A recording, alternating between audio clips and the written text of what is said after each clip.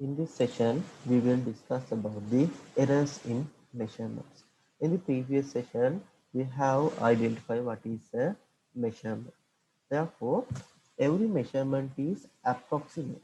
We cannot say that measurements are exactly. It is because there will be some errors in measurements. Therefore, due to the errors in measurements, we can say that every measurement is approximate. In general, these errors can be classified as two ways. The first one is there would be systematic errors, and the next way is there would be random errors. Therefore, if you are categorizing these errors in measurements, you can classify them into two categories. Number one is the systematic errors, and the second category is the random errors. If you go to the first category, the systematic errors. Now we'll see what is the systematic error. The systematic errors are the errors that tend to be in one direction, either the positive or negative direction. Therefore, if it is systematic error, it would be in only in one direction. Those systematic errors can be just either in the positive side or else it is in the negative side. And these some of these sources of and if you go through the sources of the systematic errors here, we can identify these things again in three categories. The systematic errors can be occur if there is an instrumental error. These instrumental errors arises from the errors due to imperfect design or imperfect calibration of the measuring instrument. You all know that if you are using a instrument or any measuring instrument, first most of the time you have to calibrate it. Therefore, if you are using an instrument, you must have a proper calibration. Otherwise, you will end up with some errors. Therefore, if you are not properly calibrate the instrument, then there will be some instrumental error. And for some cases, if it does not follow the perfect design, sometimes there may be some imperfect designs for the instrument. Therefore, in such situations also there can be the instrumental errors. And the cause next point which causes for the systematic errors would be the imperfection in experimental techniques or procedures. It means that sometimes you may not use the correct technique or the correct procedure to obtain the measurement. Therefore, in such situations, again, these systematic errors can be occur. Therefore, when you are doing an experiment, you must use the correct technique or the proper technique as well as the proper procedures. As an example, now you think that uh, if you are having a measuring cylinder, and if you now think about if you are having a measuring cylinder.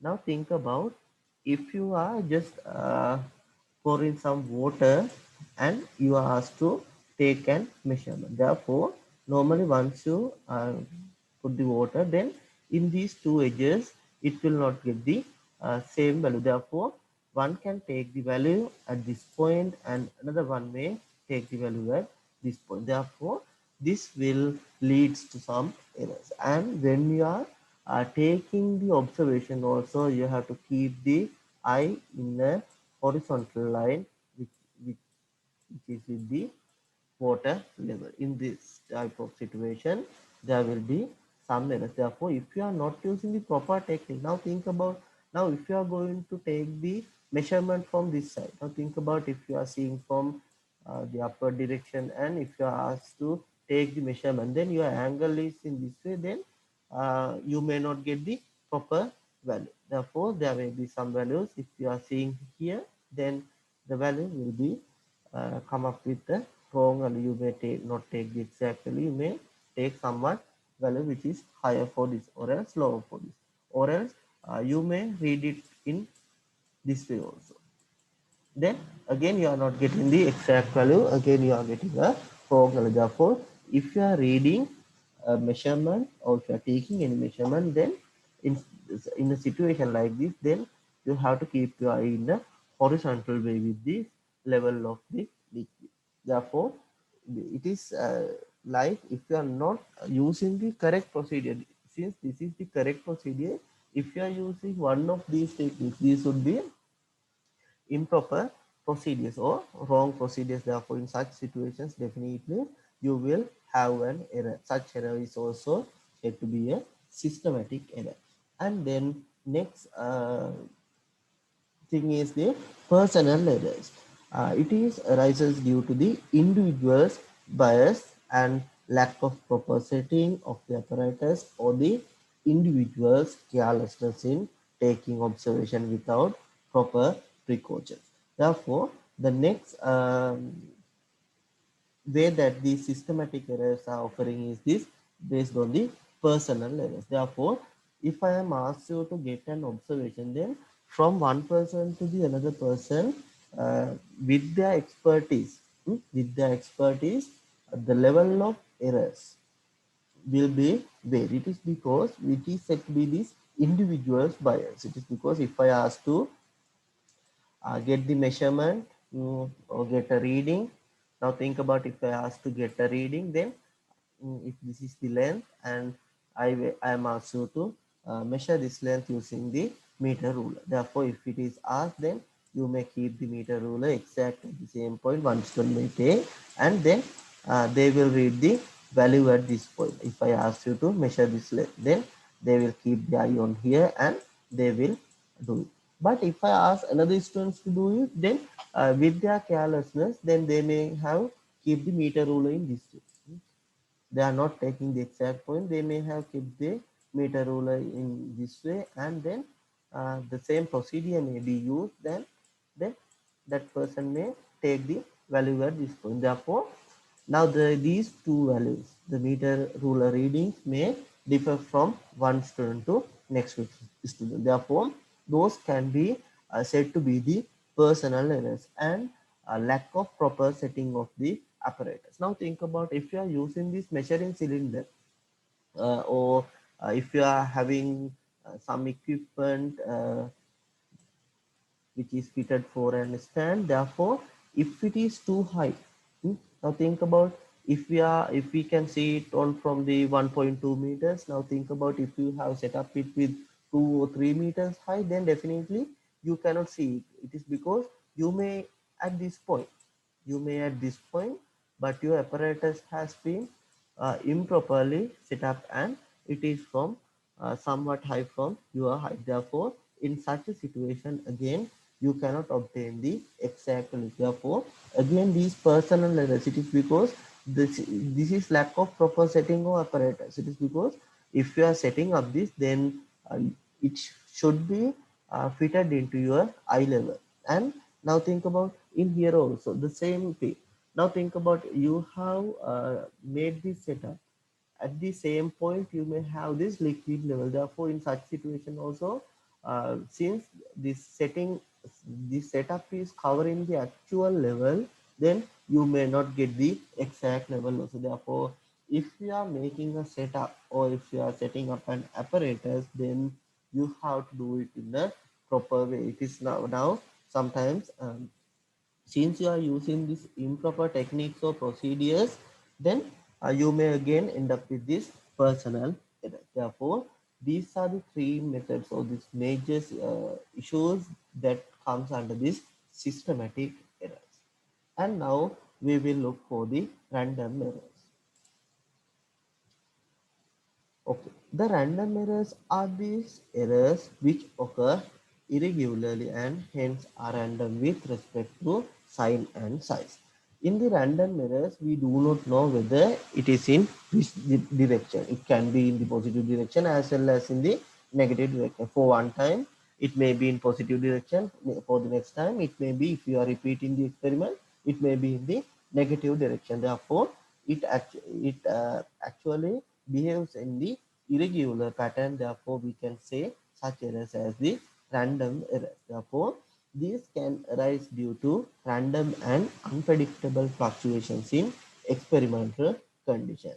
Now think about as an example, if there is any unpredictable fluctuation in temperature. As an example, we are doing an experiment in the room temperature, but If it is in the controlled environment, there is no issue, then it will be totally fine with the experiment. But if you are doing it at the room temperature, therefore there may be some unpredictable fluctuations in temperature. For some countries, there may be very rapid changes in the temperature, this environmental temperature, with a very short period. Therefore, in such a situation, definitely we have to face with these unpredictable fluctuations in temperature. In such situations, again, these random errors may be occur. And then next thing is this voltage supply. In some situations, you can definitely identify that if you have connected the device to measure the voltage in the current line, then definitely we may face that there may be some drops of this uh, voltage supply. Therefore, in such situation also our readings may be varied. And then if there is mechanical vibrations of experimental or the setups, in such situations, again these random errors can be occur. And this personal or this personal errors by the observer taking readings, it is, we are saying this unbiased errors can be also considered as this random error. Now think about, for an example, when the same person repeats the same observation, it is very likely that he may get different readings in every time. It is like if you ask to repeat the same experiment for several times, if you are replicating it, then in such situation also, if you are the person who is completely doing the experiment, you may get some different readings. It is because it is due to, actually it is due to this random errors concept. And the next type, actually, this can be categorized with these two methods, but anyhow, I have considered it as the least count errors. It is totally because of this measuring instrument. Therefore, the smallest value that can be measured by the measuring instrument is called as its least count. And all the readings or these measurements or the measured values are good only up to this value only. Therefore, as an example, now think about if I take the same example, if this is the length that I am asking you to measure, if this is the length that I am asking you to measure, and uh, you may have a meter ruler only. If in this situation, today you may have the meter ruler only with you, therefore you are keeping it for the exact point, you may keep it at the exact point, and then you may use the proper techniques, and then you may take the value. But we all know here you may have the value in centimeters. It is because if you are using the meter ruler, the minimum value that you can measure is the distance of 1 centimeter. But think about the normal foot ruler you are using. Hmm? Think about the normal foot ruler. Since this is very small distance, then I may say that okay, I can use the foot ruler to measure this. Therefore, in such a situation, what I can do is I will have this foot ruler in this way, and then I will get this measurement in centimeters as well as in the, we can see the centimeters as well as the millimeters also. Therefore, if you are using a foot ruler, what you can do is your minimum or the least count of the foot ruler is 1 millimeter. Therefore, once you get the same measurement, then here you may have it with the least count as 1 centimeter, and here it would be, using foot ruler, it would be 1 millimeter. It would be the least count. Therefore, if you are using the meter ruler to measure this length, then it would not be that much accurate. It is because of this 1 centimeter is the least count of the meter ruler, then you may have the values with centimeters only. Therefore, if there is a deviation with this 2 or 3 millimeters, definitely you cannot measure it from this ruler if it is in this 1 centimeter least count. But if you are using a ruler with this 1 millimeter least count, then definitely you can have a good uh, better approximation once you compare with the ruler with this 1 centimeter. That is what is said to be the least count error. Therefore, it is totally based on the least count of the measuring instrument. Therefore, if you are using a measuring instrument with uh, least count which is having a very low number, then you may get the high accurate uh, you may get the high accurate values for your measurement. And if you see about this least count error is the error associated with the resolution of the instrument. That is what I have explained using this example. Uh, I have taken two rulers, one with the least count of 1 centimeter, other with least count of 1 millimeter. Therefore, in these two situations, we got two different values. It is because of the least count of the measurement. And we are saying that least count error belongs to category of random errors. It is actually falls into the category of random errors, but it is with the limited size only. Therefore, it occurs with both systematic and random errors. It is because uh, it may be always have with this uh, the limited size. Therefore, even though it is random, it falls into random error, we are considering this least count error as a separate one. It is because for the random errors there will not be any limitation, but for the least count error there would be a limited size only. And if you go for next part, this using instrument of high precision improving experimental techniques. It is like this. Now think about this, the previous example, the same example. Now think about if it is having this high precision, it means that high, uh, what we are getting, the same value.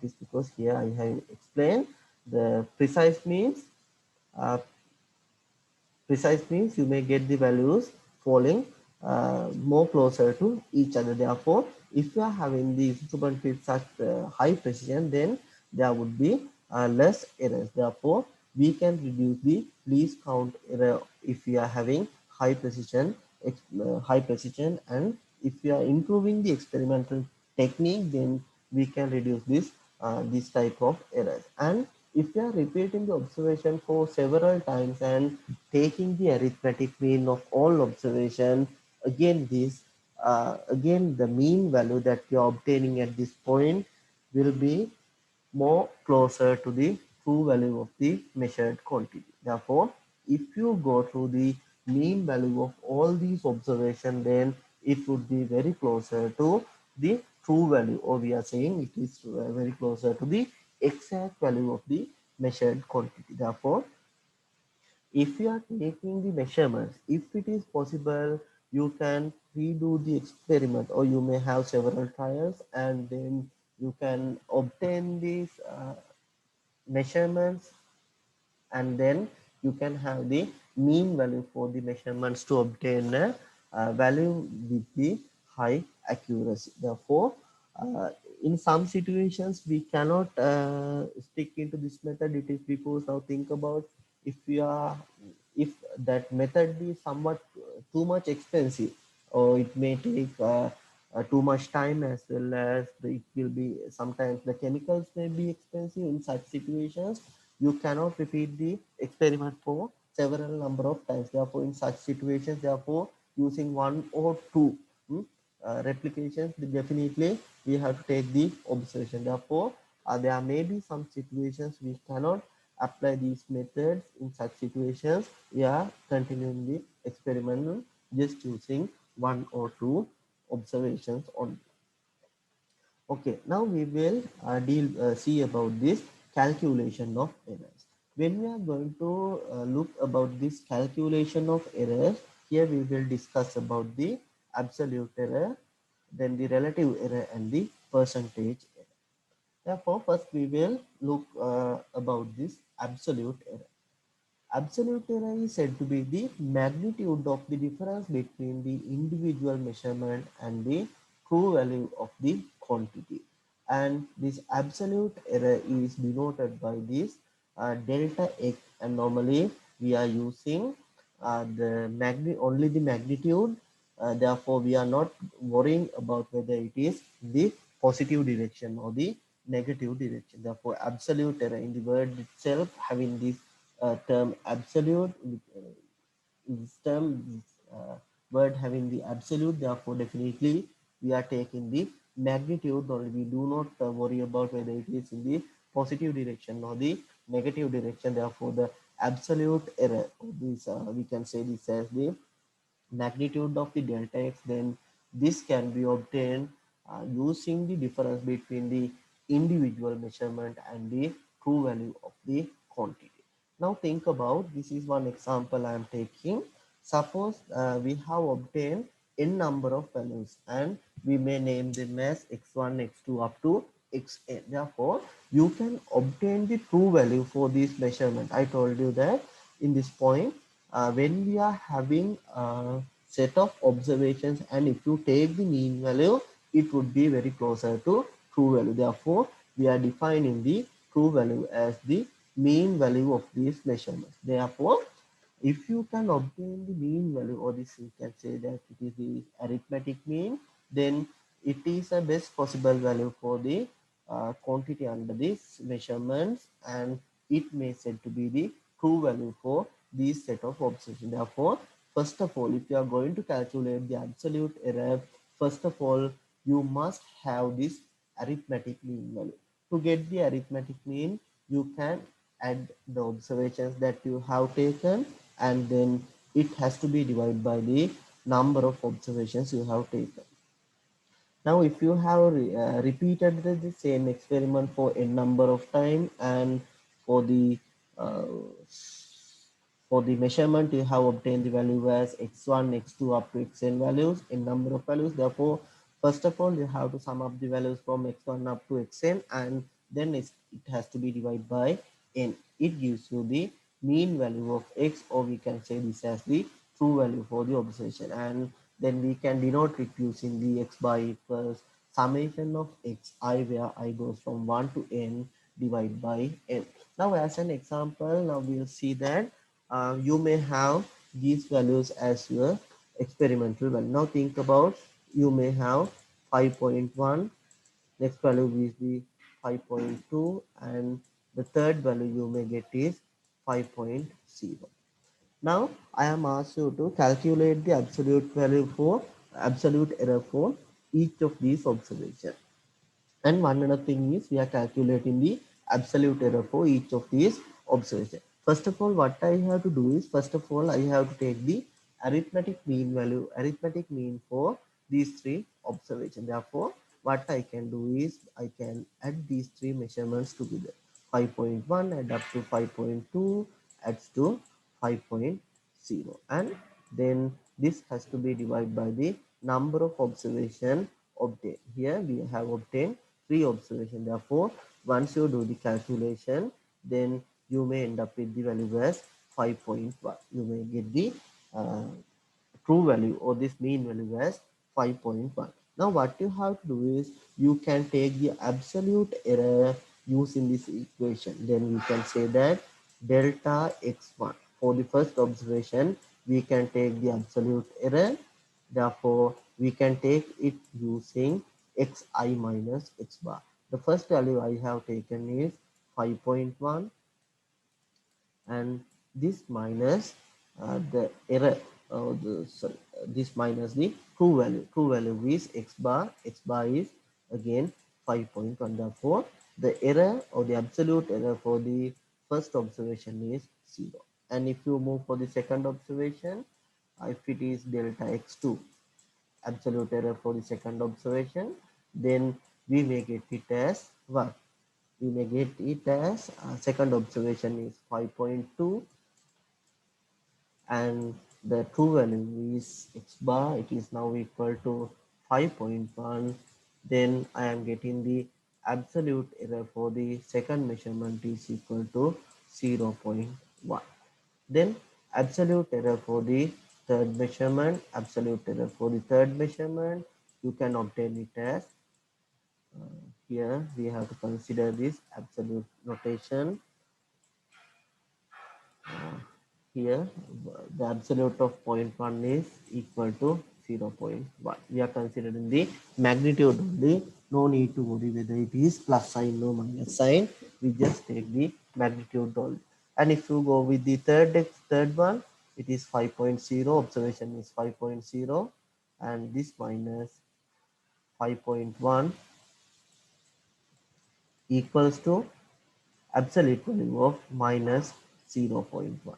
If you are considering the magnitude only, again we may get this is equal to 0.1. Therefore, now you may understand about how to calculate the absolute error. Absolute error can be obtained using the observation minus the true value, where the true value is the mean value of these all the observations considered.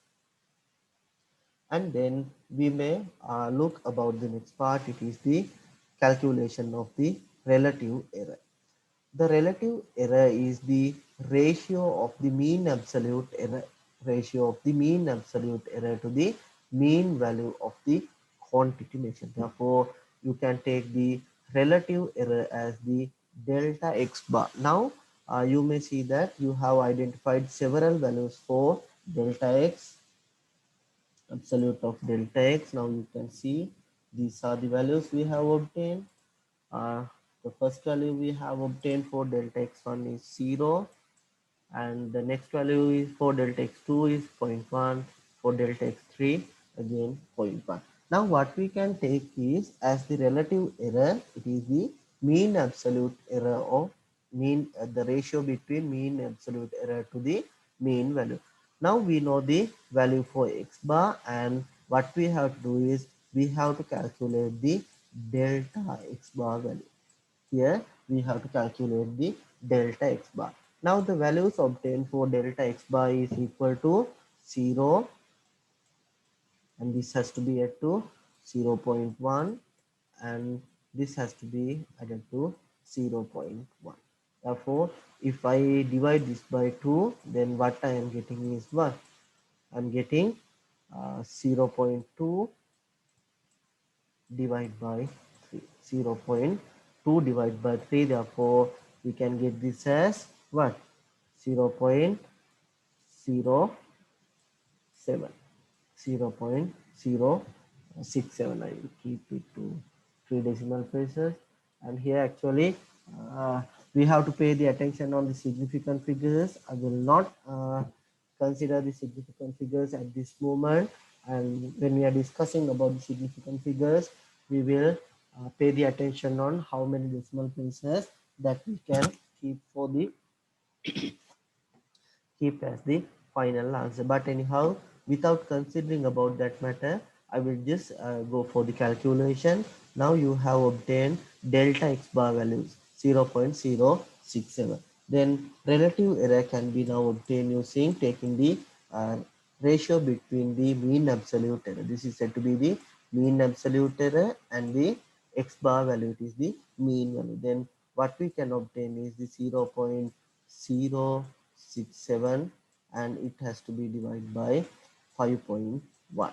If you have performed this calculation, it means that you are asked to divide 0.067 by 5.1, then you will get the relative error as the 0.013. Therefore, this is how we are calculating the relative error. Therefore, if you are asked to calculate the relative error, first of all, you have to identify the absolute error values for given observation. Here, we can see that absolute error values given 0 we have already calculated for first, second and third value. Then the values were 0, 0.1 and the 0.1. Then you have to take the mean value of the absolute errors. Then we have obtained it as 0.067. Then you have to take the ratio between mean absolute error to the mean value. Therefore, we can obtain this as 0.067 divided by 5.1. It is said to be the relative error. When you need to calculate, the third type of calculation of errors would be the percentage errors. Now, you may see that the percentage error, it is just to write this relative error in the form of percentage value. Therefore, what you can do is once you identify the relative error, then you can multiply it with the 100%. You can multiply it with the 100% to obtain this percentage error. Therefore, you can obtain the percentage error using, we denote it using the notation delta x. We are using the notation delta x to denote the percentage error, and this can be obtained using the relative error and abbreviating relative error, and this can be multiplied with this 100%. Or else what you can do is, instead of relative error, you can use the equation you have obtained. This is the equation for relative error, delta x bar divided by x bar. Therefore, if you consider the same example, relative error obtained was 0.013, and then this has to be multiplied with 100% to obtain the percentage error. Therefore, once you go through the calculation, then you end up with the percentage error as 1.3%. When you are having the percentage error, it should be a minimum value. Therefore, anyhow, we have to keep these errors in a very low level, otherwise we may not get the values in a correct manner. Therefore, this is how we are calculating the percentage error. We have already calculated this absolute error, relative error, and percentage errors if we have just got the single observations only. Now we will see how we can perform this error calculations, how we can perform the error calculation if we are having combination of the errors. Therefore, we will look about the combination of errors. If we do some experimental involving several measurements, we must know how the errors in all measurements are combined together. As an example, now think about if you have the two physical quantities as A and B, and you have measured these two physical quantities, and the errors obtained for these two physical quantities were delta A and the delta B. Now think about, these are the absolute errors obtained for the quantity A is delta A, delta B is the absolute error obtained for the quantity B. Now think that using these two physical quantities, you may identify the new function. It is like, it is the new function is Z. Z is formed by A plus B. Z is formed by A plus B. Now what you can do is, now you may ask to calculate the absolute value for, or absolute error for Z. You may ask to calculate the absolute value error for Z. Therefore, if you ask to calculate the absolute value error for Z, what you can do is, if you are having an error for all these, then you can say that Z plus delta Z. It is the error for this term Z, and you have already identified that absolute error for A is delta A, and the error for B is delta B. Therefore, now you are having two equations, equation 1 and equation 2. Therefore, what you need to get is, you need to get an equation for this delta is. Therefore, the easiest way what you can do is, you can reduce equation 1 from equation 2, which is 2 minus 1. Then what you will get is Z plus delta Z equals the second equation, this minus the first equation, the left hand side we are having Z only. This equals to what? A plus delta A, then B plus delta B minus what? Minus A plus B. Here you may think about why I have include this A plus delta A and B plus delta B. What we have defined as absolute error was delta x. Delta x was xi minus x bar. Xi minus x bar. We have taken this x bar was the true value. It was the true value. Since we need to identify the true value, what we have to do? What we have to do? We have to this is the observed value, and if you need to get true value, we have to add this we have to add these values together to obtain a get the exact value. Therefore, what I can do here is I am adding these two values together to obtain the true value. Therefore, now these two cancel out, and here we are having delta z only. Then here what I am getting is a plus delta a and b plus delta b, then this minus a. If you solve this bracket, then minus a and minus b will be repeated here. Therefore, plus a will be cancelled out with minus a, plus b will be cancelled out with minus a. Therefore, this combination can be now obtained as delta z equals to delta a plus delta b. This is how you are combining the errors together. Now think about if a and b are two physical quantities, and if they have connected with the plus sign, it means that z is formed using adding these two physical quantities. Then the absolute error for z can be written as delta z equals delta a plus delta b. In this form, now what you can do is, now if you know the absolute error, and then you can use these equations to obtain the values for z. Using a plus b, you can take the value for z, and for each z you can calculate these delta z values now by combining these two errors together. And then since you are having the delta z values, then you can take delta z bar value, as well as since you are having the initial values for z, you can take the z bar. Therefore, if you know the absolute errors and the original uh, observations if you are having, then you can easily go for the relative error as well as the percentage error. Now think about if you are having the next combination of errors in the form of a minus b. If you are having the two physical quantities a and b, and then if the combination has formed as z equals a minus b, then you can try for the proof again.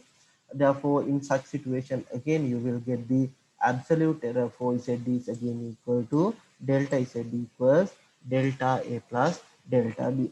If you try to prove this, then you can easily get this as delta z equals delta a plus delta b. Therefore, if you are having the linear combination with using plus sign or minus sign, you may see that the combination of errors are added together. Therefore, you can say that if two quantities are added or subtracted, then the absolute error in the final result is the sum of the absolute value in the individual quantity. Therefore, if you combine two physical quantities and if you have obtained another quantity, then for this obtained quantity, if you calculate the absolute error, what you have to do is you can add the two absolute error quantities together, even though it is combined with the addition or else it is in the subtraction.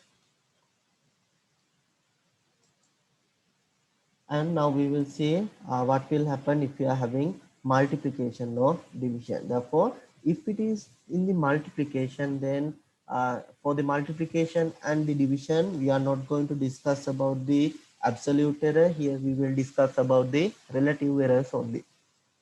It is because we cannot just prove a value for this absolute error. Therefore, in such situations, what we can do is we can identify a quantity for relative error. Therefore, if A and B are having two quantities with the absolute errors as delta A and delta B respectively, then the relative error obtained for Z would be equals to delta Z over delta Z over Z is equal to delta A over A plus delta B over B. Here, this delta A over A can be represented as the relative error of A, and this quantity can be said to can be named as the relative error of B. Therefore, if A and B are multiplied together, then we can say the relative error for Z is equal to relative error of A plus relative error of B.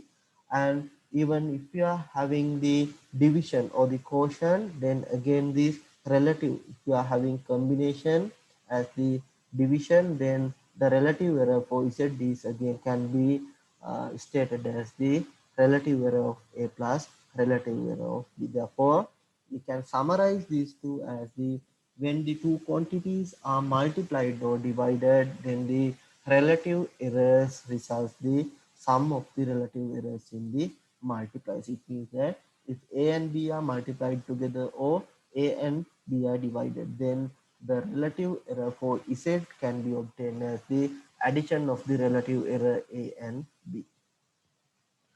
Then, if you go for the next part or the last part of this combined errors, then now think about if you have the quantity A and then the next combination is obtained as the A square. Therefore, for this Z, the relative error can be obtained as the this power times. It means the power which appears here can be considered as the coefficient of this the multiplier of the relative error. Therefore, now this relative error of Z can be obtained as now 2 times delta A over A. It is just the relative error of A.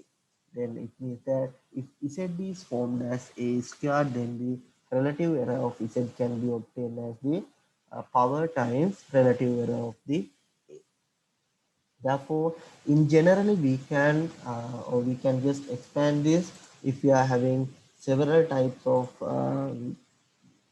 several combinations here. Therefore, now you can see that if you are having Z equals A to the power P into B to the power Q divided by C to the power R. In such situation, if you ask to get the relative error for Z, you can obtain it as the P times relative error of A plus Q times relative error of B plus R times relative error of C. Therefore, if the relative error of a physical quantity is raised to a power k, then k times the relative in the individual quantity would be considered. Therefore, if Z is formed as the power of a to the power of p and here b to the power of q and divided by c to the power of r, then whether it is multiplication or division, we are definitely take these additions. Therefore, we can take the relative error of Z is. Now think about without this PQR, what we are getting is, if we are considering this example without PQR, we will get delta A divided by A is relative error of A, and then this plus delta B divided by B plus delta C divided by C. If it is without these powers, then we will get these relative errors in this form. Therefore, if there are powers, then they will be act as the multipliers of these relative errors. Therefore, this is how we are defining the relative error if we are having the combination of the physical quantities. Therefore, these are the things which I need to discuss for the uh, errors in measurements and the calculations of errors in measurement. Therefore, thank you all for joining me in today's session.